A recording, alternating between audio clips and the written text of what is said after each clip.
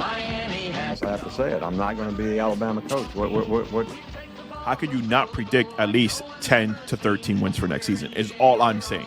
But again, Jesus Christ, 13 wins. I said you want an opportunity to play, and the Jets are giving me an opportunity to play. I'm sorry. I just remember that you compared Gesicki to Kelsey. I'm sorry. I did not. You know what? About it, I am ready to get hurt again. How is it going, Danny Granada? Welcome to another Battered Fins Fan off-season episode. How the hell are you doing today, sir? I'm doing pretty good. Yesterday was the first Sunday that I was actually home because the previous 2 weeks I was out on vacation. So I didn't really feel the absence of my team playing football on Sunday. So yesterday was kind of weird, but good. Yeah, I've been feeling it as well.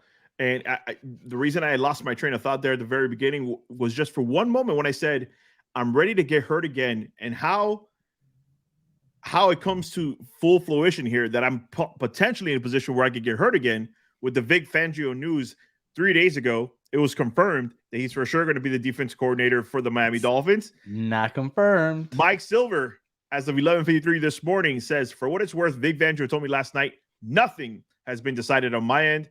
There is a huge amount of mutual respect between Kyle Shanahan and Vic Fangio, a highly successful Niners defensive coordinator under Jim Harbaugh. And it appears the San Francisco 49ers may have a potential opening soon with D'Amico Ryans taking a bunch of interviews. Now, I'm not saying he'll go back to San Francisco. I'm just throwing that tidbit out there that if there is, like the New York Jets, if there is a capability of us feeling some type of hurt this offseason, it could happen. So yeah, this would be brutal. Yeah, because I'm not saying that there isn't other capable candidates out there, but when you want to talk about somebody who he's been successful, he was really successful as a defensive coordinator for the San Francisco 49ers. There's other people out there, but you basically be putting them in a position of either first-time defensive coordinators where they're basically in charge of the whole entire defense. But something tells me that we need this hire just, again, one, based off him being 63 years old. So he comes with a lot of experience. I think he has 19 years NFL experience. Dude, he started coaching the year I was born, I believe.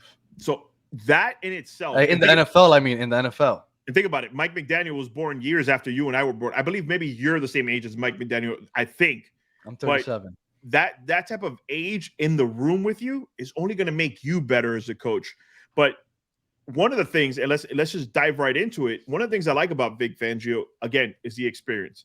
I think that Mike McDaniel will benefit hugely having Vic Fangio in the room with him.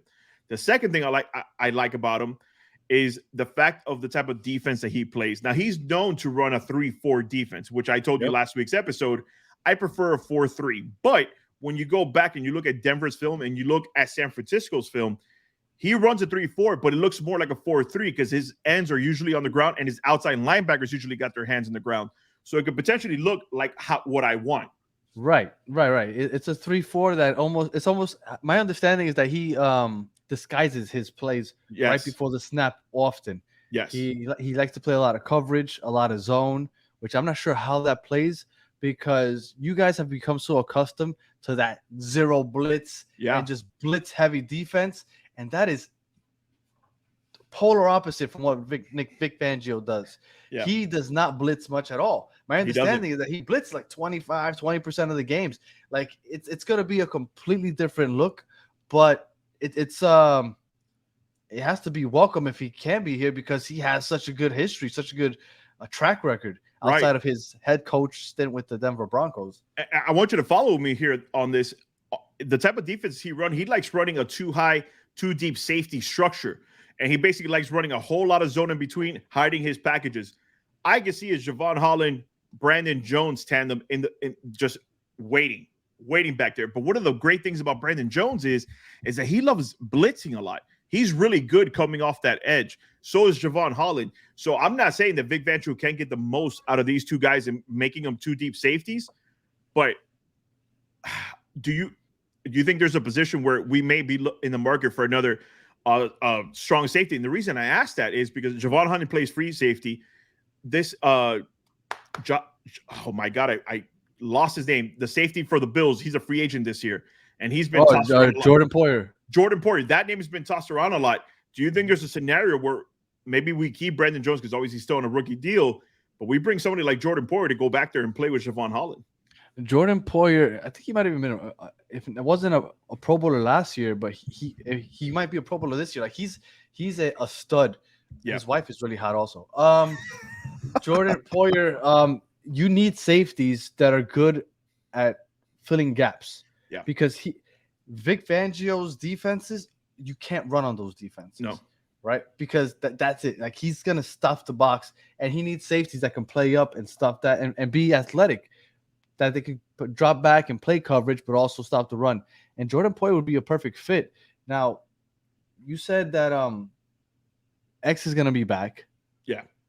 I think X is going to be back. I think for sure you get rid of Brandon Jones, but I don't think there's a scenario where you get rid of Xavier Howard. But seeing how X played last year, wouldn't you rather have Brandon Jones back? No, I honestly, I think this benefits Xavier Howard more because one of the main things about his situation last year where you'd be like, yo, he really didn't play up to his standards. Think about a situation where now he doesn't have to chase the best receiver on the field, which was what he did for the most of his career. He's playing the Richard Sherman role now. Right, which is something that you said, and correct me if I'm wrong, you said you never put that much stock in Richard Sherman because all he did was basically wait on an island, and then whoever was in his islands who he would cover. Not like a Darrelle Revis, not like Xavier Howard for most of his career. So me personally, I think what you say that he's taking a step back, this could only benefit his career if now he doesn't have to chase the best receiver on the opposite team. I always saw Xavier Howard as a lockdown one-on-one defender. So do I. I mean, maybe he's good in pass coverage. You know better than I do how he performs in the zone. We haven't seen it too much over the last few years. Right. So I don't know how he's going to transition into that. But I think he has what he needs as far as the front seven on this team to do what he does. Bradley Chubb, Agba, Jana Phillips. But I don't know. The back end worries me a little bit for you guys. One of the stats that really jumped out at me, and like I said, this guy, he's been really good as a defensive coordinator. When he was in San Francisco, Danny, out of the 4 years, not once did he finish out of the top 5 in the NFL in defense. Like the fifth position was his worst so far when he was a defensive coordinator. That only gives me the equivalent of a Chubb. It gives me a strong Chubb. That's all I got to say. Like, I think it would be great for our defense with the type of talent that we currently have, especially young talent that we currently have. Well, I was looking into the 49ers stint that he had, and the Niners hadn't made the playoffs in almost a decade at that point. That's correct. And when he took over the play calling duties for the defense, they ended up being ranked, I think it was second in the league in defense, and they broke the record for least amount of rushing touchdowns allowed in a 16-game season. They allowed 3 rushing touchdowns all year long. You cannot run on a Vic Fangio defense. Like, you have to pass, and then you're passing into a zone. So, I mean, that's what it's predicated on. And with your front seven, I would assume that he's going to have a field day with this defense. I agree, man. I agree. I'm stoked for it. I know that we're going to have more news coming out of this, and we're going to be dropping more episodes along the way. We're not going to spend too much time giving you guys like an hour full show, 45 minutes full show, because I know there's just more stuff that you guys want to get to. But Vic Fangio is obviously the hot topic this week. Us recording today, as of right now, he is not confirmed, even though Barry Jackson did confirm. He's like, I can confirm it. This guy will be the defense coordinator. I don't know where he's getting his information from because other league sources are saying that it's not confirmed.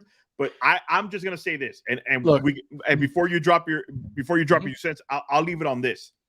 If somebody local is that confident to say I can confirm that he's our defense coordinator, I'm gonna put more stock in that than somebody who doesn't cover the Miami Dolphins. That's all I'm gonna say. Well, there was only one other spot that I heard that he might end up, and that was Carolina. Yes. And my understanding is that the Carolina owner has deep pockets, and at this point, there's no salary cap on coaches. Yeah. So at that point, it would just be spending, and Stephen Ross has no problem spending money. No, he doesn't. So I would assume that if it just comes down to spending money, plus, hey, you get to live in Miami, I would assume he's going to choose to. I mean, he's almost, how old is he? He's in his late 60s. 64, okay. 63.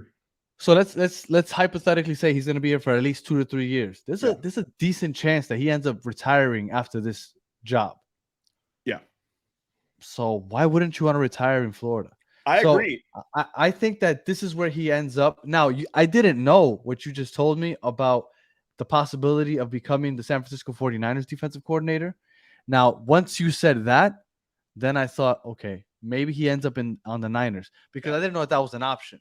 Now, if that's an option, I would assume maybe he sticks with the Niners. The Niners have a great defense. He's familiar with the team, with the head coach. I could easily see them being another dominant defense next year if he goes over exactly. there. And then one across the boards. And it's seamless. He's already on the team. He's already helping the defense. So if that's a possibility, then I don't think you end up getting him. But Niners aside, I think it's Niners or Dolphins, in my opinion. I agree. Real quick, just to give you some context on Vic Fangio. Yeah. He ended up going to the Bears in 2015. The year before he got there, that defense was ranked 30th in the league. Mm-hmm. Guess where it was by the time he left in 2018? Tell these listeners where he was ranked. First overall. Mm-hmm. Then he ended up going to Denver as the head coach, but still he has a lot of input on the defense. Yep. He was ranked, well, before he got there, it was ranked 13th. Not bad. Not bad. By the time he left, they were ranked 3rd. So the man can take a defense and move it to a top 5 defense. Yes, he can. In a matter of a couple years. And you guys had one of the best defenses when playing at home. Yeah. If he could just fix those road problems, whatever the hell they were, because we still haven't been able to figure out what the hell they were. If he could, you guys will have a top 5 defense hands down. Now, if you match up a top 5 defense with Vic Fangio running, and then you with Mike McDaniel running the offense, he's supposed to be an offensive guru, right? And hopefully a healthy Tua or Tom Brady, like I still think is going to happen. I think that you guys are set for fucking amazing run next year. I agree. I agree with you. And listen, you know me, I don't like getting too ahead of myself. I don't like putting expectations up here and then slapping yourself all the way back down. I hate. You're gonna get hurt anyway. Might as well just enjoy the fun and the potential and hope. No, I don't like enjoy it. You know, I don't like. You're gonna get hurt regardless. Just enjoy it. It's true. That's true. You are gonna get hurt, especially being a Miami Dolphins fan. But Danny, nonetheless, I personally think that if it is between us and Carolina, he'll take this position, unless, like you said, Carolina's owner says, "Come be our head coach, and I'll throw a buttload of money." I think he's already paying no. They already have a head coach. Oh, they do have a head coach. Frank Reich ended up being thank God. Coach. So they hired. I don't think he goes to Carolina then. I don't think he goes to Carolina as a defensive coordinator. No, I don't think so at all. We have way more potential on our defense than they do.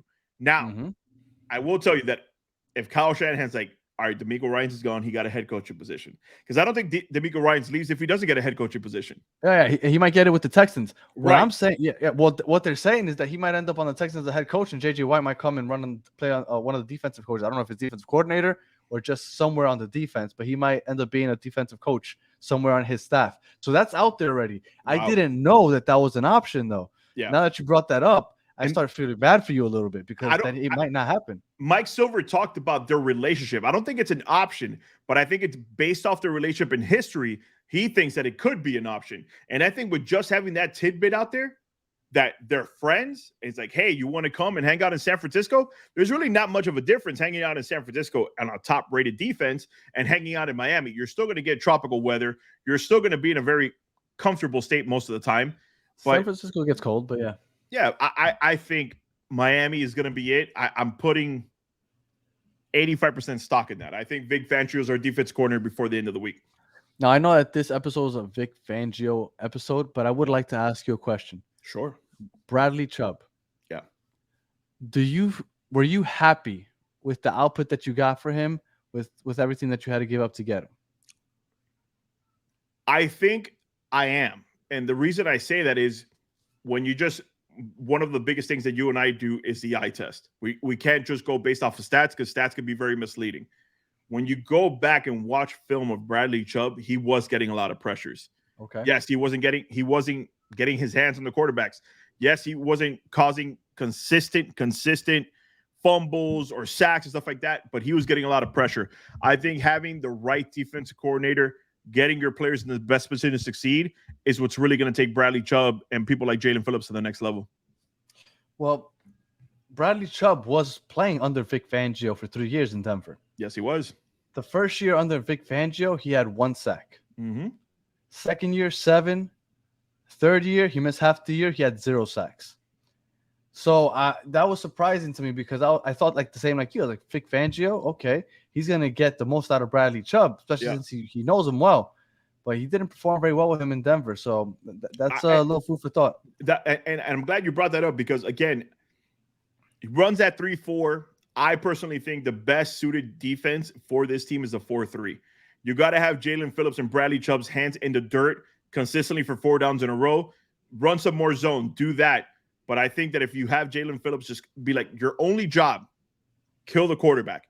I think you'll have a lot better production out of those two next season. But nonetheless, like I said, we're going to be dropping more episodes. We're going to be short tidbit offseason episodes just like this one, especially when a hot topic like this comes up. And we're going to come and bring them to you and give you guys our 2 cents. Yes, sir. And yeah, man, hopefully you guys get them because that's going to be a rough start to the offseason if you got your hopes up on Vic Fangio and all of a sudden like, oh. It's like you guys to Aaron Rodgers to us Vic Fangio. It's like we're both getting our hopes up, and then whoop, there goes the carpet.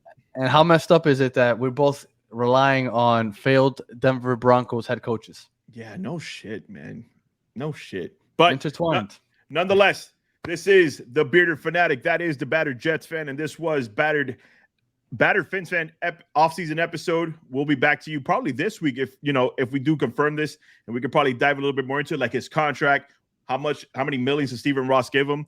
But it's already been reported, Danny, that if he does become the defensive coordinator, he will be one of the highest paid.